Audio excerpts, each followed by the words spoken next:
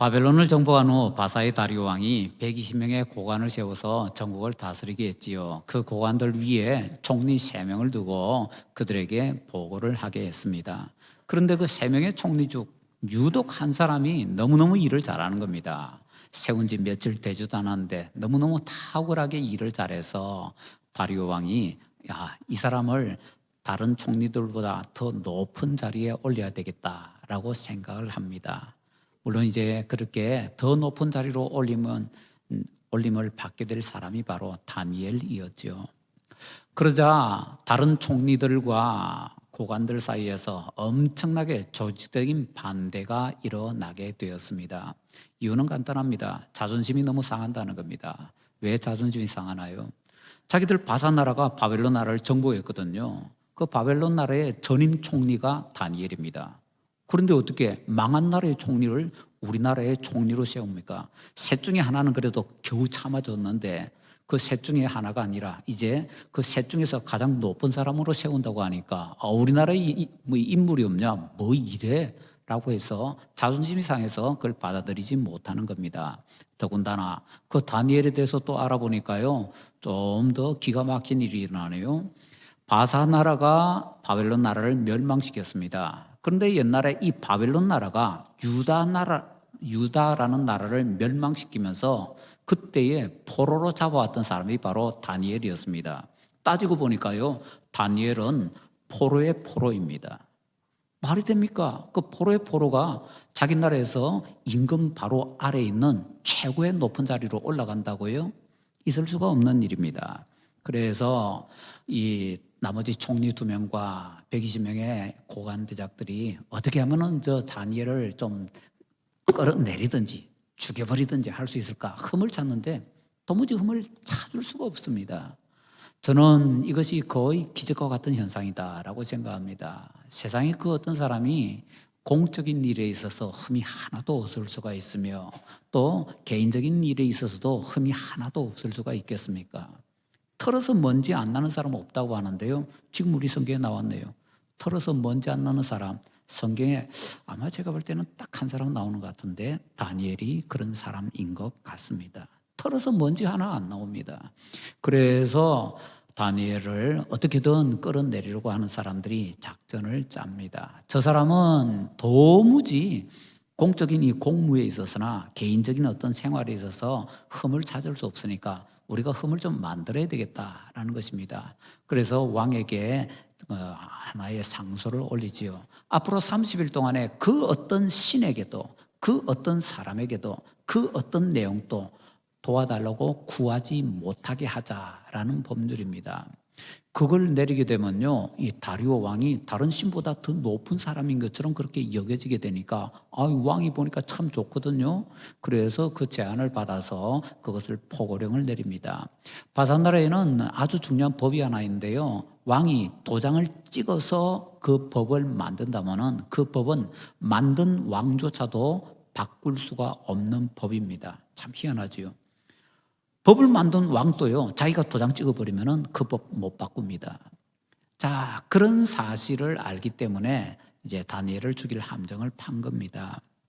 그렇게 해서 그 말미에다가는 벌칙도 붙였는데 그 벌칙은 만일 이것을 어기는 사람은 사자굴 속에 던져버리겠다라는 것이었습니다. 다니엘은 그런 가운데서도 하루에 3번씩 자기 집에 돌아가서는 예루살렘을 향해서 난 창을 열고 그 앞에서 무릎을 꿇고 하나님께 간절히 기도했습니다. 자, 그러한 사실 중에서 나온 본문이 바로 우리가 읽었던 본문입니다. 다니엘서 6장 10절 다시 한번 우리 같이 읽겠습니다. 다니엘이 이 조서에 왕의 도장이 찍힌 것을 알고도 자기 집에 돌아가서는 윗방에 올라가 예루살렘으로 향한 창문을 열고 전에 하던 대로 하루 3번씩 무릎을 꿇고 기도하며 그의 하나님께 감사하였더라. 아멘. 다니엘이 뜻을 정하고 기도하고 있습니다. 죽기를 작정하고 기도하고 있습니다. 어떻게 보면요, 지금 우리가 처해 있는 상황이 이런 뜻을 정한 기도, 죽기를 각오한 기도가 필요한 시대가 아닌가라고 생각이 됩니다. 그래서 다니엘의 이 기도를 한번 본받아 보고자 합니다. 다니엘의 기도는 어떤 기도입니까? 첫째로 담대한 기도입니다. 10절에 이렇게 시작하네요. 다니엘이 이 조서에 왕의 도장이 찍힌 것을 알고도 이 알았다는 건 뭡니까? 기도하면 죽는다는 겁니다. 기도하면 죽는다는 것을 알면서 기도할 수 있는 것, 이거 용기가 아니면은 아무도 할 수가 없는 일입니다. 다니엘은 기도하면 뻔히 죽는다는 것을 알면서도 담대하게 기도했습니다. 이 사건이 일어날 당시에 다니엘의 나이가 어느 정도인 줄 아세요? 학자들은 얘기합니다. 다니엘 나이가 약 80세 가량이었다라고요. 나이가 많아지면은 뭔가 자꾸 잃어버립니다. 근데 잃어버린 것 중에 가장 소중한 것 중에 하나는 용기인 것 같습니다. 용기를 왜 잃어버리죠? 두려움이 많이 생기기 때문입니다. 두려움이 생길수록 용기를 잃어버리게 됩니다. 내게 두려움이 많아졌다라는 것을 확인할 수 있는 표 중에 하나 뭔지 아세요? 속도입니다. 제가 최근에 제 자신을 보고 깜짝 놀랐습니다. 길을 걸어가다가 내가 걸음이 왜 이렇게 느려졌지? 그리고 가만히 생각해 보니까 걸음도 느려졌지요. 아침에 세수하고 뭐 이렇게 정리하는 것도 느려졌지요. 예전에는 한 10분이면 뭐 머리 감고 뭐 모든 것을 뚝딱 했는데 요즘은 30분 가지고도 부족한 것 같아요. 왜 이렇게 느려졌지? 속도가 너무 느려졌더라고요. 그래서 이제 속도에 대해서 좀 관심을 가져보았습니다. 이 속도가 도대체 뭐지? 그러고 나서 보니까요, 나이가 많아질수록 빠른 것에 대해서 겁이 납니다. 젊을 때는요, 별의별 걸 다 탔는데, 나이가 점점 많아지면서 대부분의 사람들이요, 그 빠른 것을 타지 못합니다. 그래서, 내가 나이가 조금이라도 젊을 때 비행기 한 번이라도 더 타보자. 세상에서 가장 빠른 게 비행기니까요. 그래서 뭐 그런 분들 심정이 이해가 되더라고요. 속도라는 것이 이 나이와 밀접하게 관계가 있다라는 것을 이제 깨닫게 되었습니다. 그리고 나서 이제 그 눈으로 한번 돌아보았습니다. 그렇다면 우리 교회 생활은 어떨까라고요. 그러면서 이제 평소에 조금씩은 느꼈지만은 갈수록 더 느끼고 있지만은 이런 중요한 것을 다시 한번 확인하게 되었습니다. 우리 교회에 젊은 사람들이 많지 않다라고 많은 분들이 얘기를 합니다. 그런데 왜 젊은 사람들이 많지 않을까요? 속도 조절을 좀 못하기 때문인 것 같습니다. 속도 조절을 못해서. 그 속도 조절이 뭐지요? 뭐든지 나이 많은 사람들에 맞춰서 느리게 하려고 하다 보니까 젊은 사람들이 답답한 거지요. 감질나는 겁니다. 지루한 겁니다. 그래서 점점 진주교회와는 거리가 멀어지는 것 같습니다. 이 속도가 우리의 찬송에서도 나타나고요. 이 속도가 심지어는 우리 암송에서도 나타납니다. 예배 시간에 우리 교회 암송 속도하고 그다음에 젊은 사람들 많이 모이는 교회의 암송 속도하고 한번 비교를 해보시기 바랍니다. 다른 교회는 암송 속도가 굉장히 빠릅니다. 우리 교회는 나이에 맞춰서 암송 속도가 굉장히 느립니다. 제가 어떤 때 초기 때는 제가 뭐 다른 교회에서 하던 그 정도 속도로 이렇게 했는데 너무 빠르다고 좀 느리게 해달라고 많은 분들이 얘기하셔서 그 말씀들에 맞추어서 많이 느리게 했습니다. 그래서 저도 많이 느리게 합니다. 그런데 문제는 젊은 사람들이 그 속도에 너무너무 답답하다는 겁니다. 말씀들은 이렇게 얘기합니다. 그 내용을 음미를 하면서 그 암송을 해야 된다고요. 그 내용을 음미하면서 암송을 하려고 노력해 왔습니다. 내용을 생각하려고 노래하는 순간 암송이 안 되더군요. 전혀 생각이 나지 않습니다. 내용을 생각하려고 하는 바로 그 순간부터 암송은 끊어지고요. 주기도문조차도 헷갈리고 사도신경조차도 헷갈리고 입에서 나오지를 않는 겁니다. 그래서 암송하고 묵상하고 함께 할 수가 없는 거구나. 암송을 하면서는 절대로 묵상이 안 되는구나. 그걸 절실하게 느끼게 되었습니다. 젊은 사람들이 와서 답답해하지 않고 이 교회라 좀 나보고 나가라고 하는구나라는 거 느끼지 않게 하려면요. 좀 빨라야 됩니다. 사도신경, 주기도문 속도 더 빨리 해야 되고요. 지금부터 한 1.3배 정도 더 빠르게 해야 될까요? 1.5배 정도, 반 정도 더 빠르게 해도 그렇게 빠르다, 너무 빠르다라고는 하지 않을 것 같습니다. 찬송 속도 훨씬 빠르게 해야 됩니다. 그래야 젊은 사람들이 이 교회는 그래도 내가 좀 몸담고 있을 수 있는 교회인가 라고 생각을 할 수 있게 될 것이다 라는 거지요. 젊은 사람들이 빠른 것을 좋아한다는 것을 어디서 알 수가 있습니까? 저도 못 느끼고 저도 좀 거부감이 있고 저도 안 좋은데요. 랩이라는 거 있잖아요. 저는 랩 들으면은요, 그 무슨 말 하는지 알아듣지도 못하겠어요. 얼마나 속사포로 쏘아붙이는지요. 근데 젊은 사람들은요, 랩하면 미칩니다. 그게 기성세대와 젊은 사람들의 차이점입니다. 젊은 사람들은 속도를 무지무지 즐깁니다, 이 시대에. 그런데 우리가 하던 대로라고 하니까 젊은 사람들은 그거 하나부터 견딜 수가 없는 것입니다. 자세히 생각해 보면요, 우리가 너무 그런 것 때문에 조바심을 내고 있는 것 같습니다. 그래서 다시 한번 생각을 해봤습니다. 그러면 이 속도에 대해서 우리가 이렇게 싫어하는 것이, 그것이 바로 우리가 겁이 많아졌다는 거고, 겁이 많아지면 용기를 잃어버린다는 것인데, 그렇다면 우리의 삶 속에서 그런 것들이 뭐가 있을까라고 생각해 보니까, 속도를 싫어하게 되면 될수록 그때 싫어하는 것이 변화를 싫어하게 되거든요. 새로운 것을 싫어하게 됩니다. 내가 새로운 것 하기 싫어하고요, 남들도 새로운 것 못하게 합니다. 우리는 그것을 보수 성향이라고 하지만 사실은 두려움이 많아졌기 때문입니다. 겁이 많아지니까 점점 새로운 것에 가기를 주저하게 되는 것이지요. 나이가 많아지면서 많은 노파심이 생긴다고 합니다. 그 노파심이 뭡니까? 두려움의 다른 표현이더군요.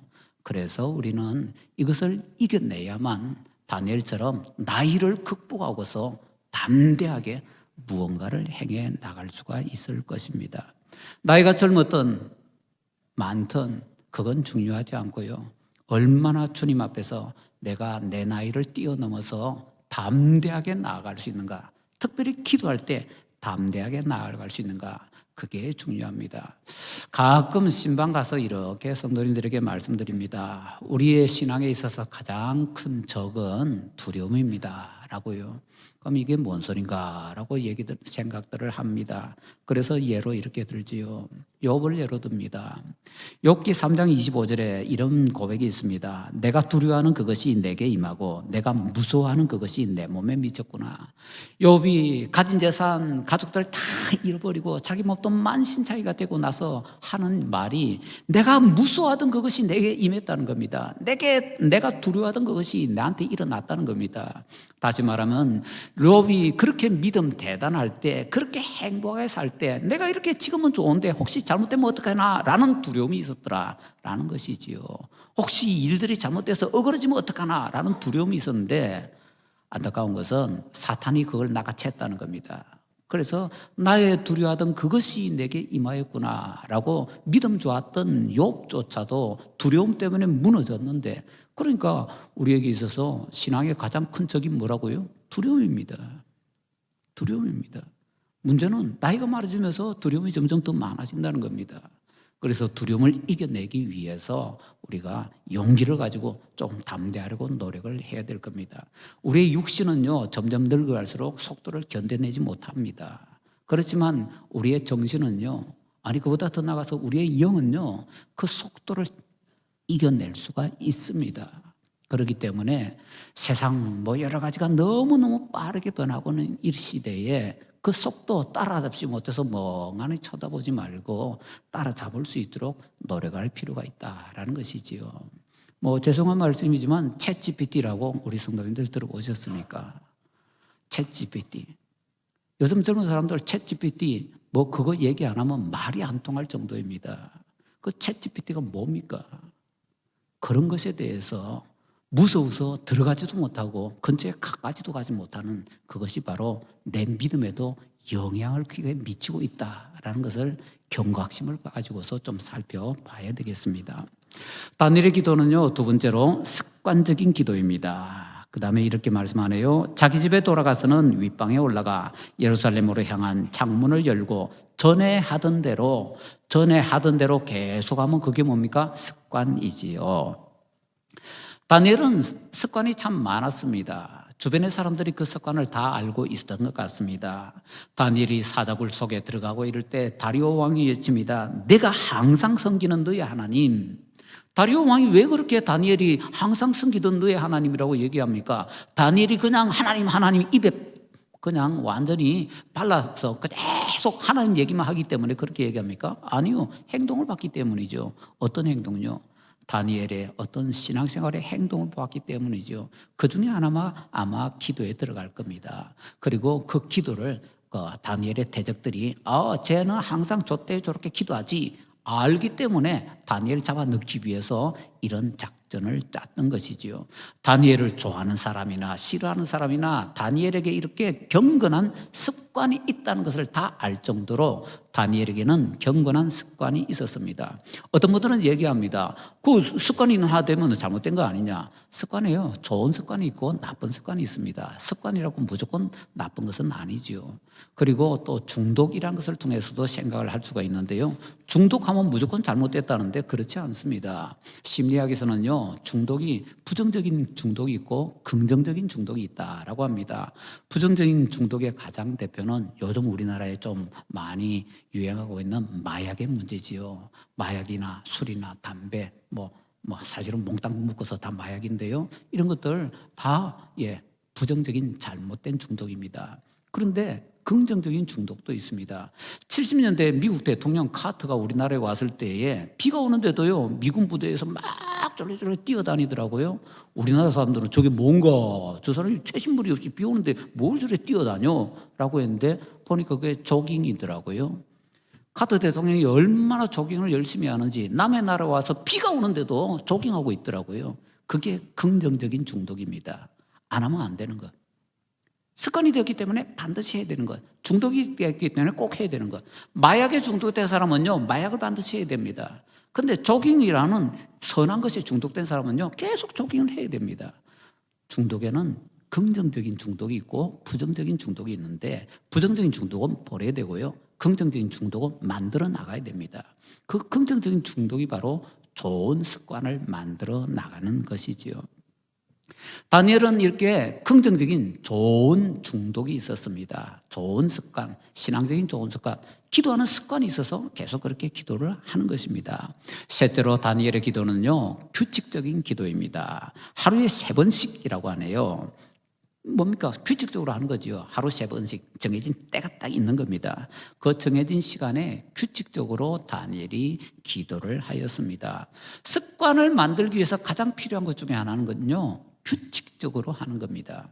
규칙적으로 하지 않으면서 습관 만드는 거 있을 수가 없습니다.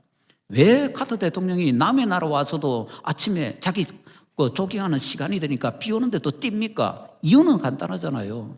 규칙적으로 하기 때문에.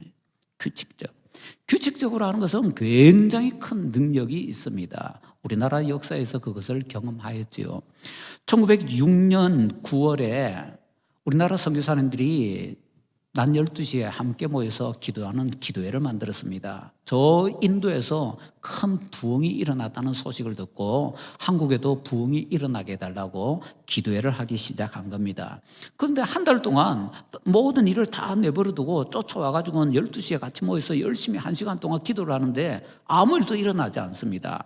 그래서 어떤 선교사님이 제안합니다. 우리 이러지 말고 그냥 각자 기도하면서 조금 기도 시간을 좀 줄이는 것이 어떨까요? 그래서 선교사님들이 다 모여서 또 회의를 했습니다. 그 결과 기도 시간 줄이지 말고 더 늘립시다로 바꾸었습니다. 대신에 낮에는 우리가 일을 제쳐놓고 오기 때문에 너무 시간적으로 좀 곤란하니까 기도의 시간만 좀 미룹시다. 그래서 오후 4시로 기도의 시간을 바꾸고요. 오후 4시부터 각자 자기 형편대로 1시간, 2시간, 3시간 자기 형편대로 기도를 하기 시작했습니다. 그렇게 4개월 동안 규칙적으로 기도를 하고 있을 때에 그때에 평양 대부흥이라는 것이 우리나라에 일어나게 되었던 것입니다.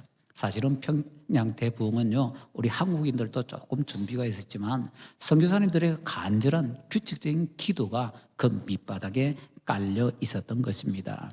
그래서 그 평양 대부흥을 통해서 평양에서는요, 1907년 그 6개월 만에 3만 명 정도가 예수님 믿고 구원받게 되었고, 또 그 이후에 다른 지역에서도 5년 동안 약 8만 명이 예수님을 믿게 되었다라고 합니다. 아무도 안 놀라시네요.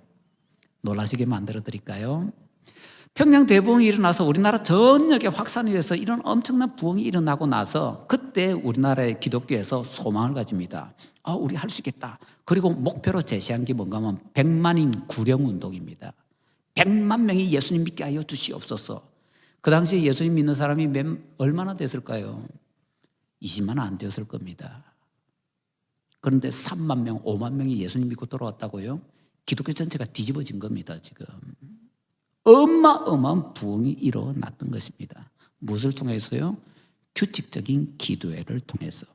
규칙적으로 하는 거 중요합니다. 습관적으로 기도하고 규칙적으로 기도하기 위해서는 그러기 위해서는 좀 시간 많이 들여야 되겠네라고 생각하면서 뭔가 거창한 계획을 하려고 하는 분들이 많습니다. 그렇게 하실 필요가 없습니다. 내 형편 가운데 있는 대로 하루에 정해놓고 시간을 정해서요, 그냥 1분이라고 기도하면 됩니다. 예수 전도단에는 전 세계적으로 매일 7시 14분에 아침에 7시 14분에 간단하게 기도하는 시간이 있습니다. 그 시간을 714라고 하는데요. 그 714 시간이 되면요, 그냥 한 1분 정도, 2분 정도, 3분 정도 자기 시간 되는 대로 짧게 기도합니다. 그 기도에서 정말 간절함을 하나님께 드립니다. 그 기도 힘이 있습니다. 캠벨 몰간이라는 목사님은 이렇게 얘기합니다. 하나님께서는 기도할 시간이 1시간이나 있는데도 5분만 기도하는 사람을 위해서는 아무것도 해주실 수 없습니다. 그렇지만 기도할 시간이 단 5분밖에 없는 사람이 5분만 기도할 때는 그를 위해서 모든 것을 다 해주실 수 있습니다.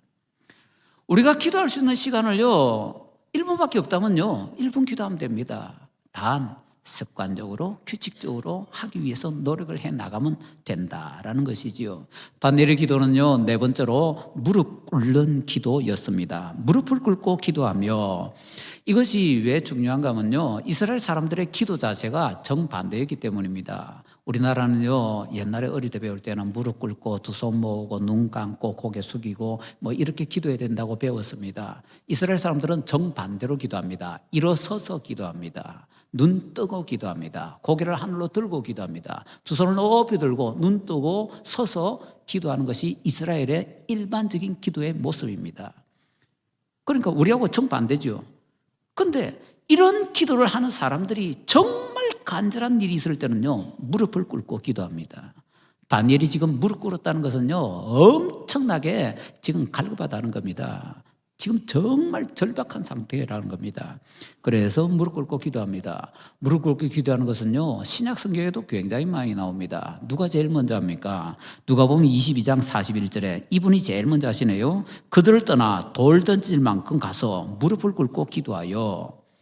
신약 성경에서 무릎 꿇고 기도하는 최초의 분은요, 예수님이네요. 예수님께서 정말 간절할 때 무릎 꿇고 기도하십니다. 그랬더니 사도행전 7장 60절에 스데반 집사님이 돌에 맞아 죽고 하면서도 무릎 꿇고 기도합니다.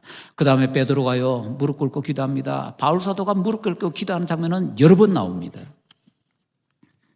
정말 간절하다면 무릎 꿇는 기도, 무릎 꿇는 기도는요, 주님 아니면 저 죽습니다 라는 것을 몸으로도 표현하는 기도죠. 바로 그런 기도를 다니엘이 하나님께 드리면서 나아갔다는 거죠. 다니엘 기도는요, 다섯 번째로 감사하는 기도였습니다. 그의 하나님께 감사하였더라. 다니엘 상황에서 감사할 수 있습니까? 지금 이 작전이 나를 죽이기 위한 작전인데 그걸 뻔히 알면서도 지금 죽기 위해서 기도하러 갈 때 다니엘이 감사가 나왔을까요? 감사했답니다. 그런데 놀랍게도 하나님께서 우리에게 이런 말씀하시죠. 유명한 말씀, 빌립보서 4장 6절 7절 말씀요. 아무것도 염려하지 말고 다만 모든 일에 기도와 간구로 너희 구할 것을 감사함으로 하나님께 아뢰라. 그래야만 너희 모든 지각에 뛰어난 하나님의 평강이 너희 마음과 생각을 지키시리라. 감사함으로 기도하라. 바로 이 말씀. 신약에서도 굉장히 강력하게 우리에게 명령하시는 말씀입니다. 다니엘이 이렇게 뜻을 정하고 기도하자 하나님께서 응답하십니다. 그래서 다니엘이 사자굴에 던져지자 사자들이 굶었기 때문에 사람들이 떨어지면요, 땅바닥에 떨어지기 전에 물건은 그냥 뜯어 죽입니다. 그런데 다니엘이 들어가서는요, 사자들이 그렇게 하지 않습니다. 다니엘이 잘 때 베개가 필요했을 텐데 뭐 베고 잤을까요? 저는 이렇게 생각합니다. 사자 다리 베고 잤을 것 같습니다.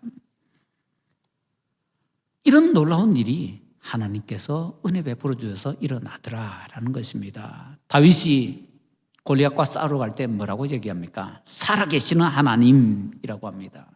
저 골리앗이 살아계시는 하나님을 모독한다라고 다윗이 분개를 합니다.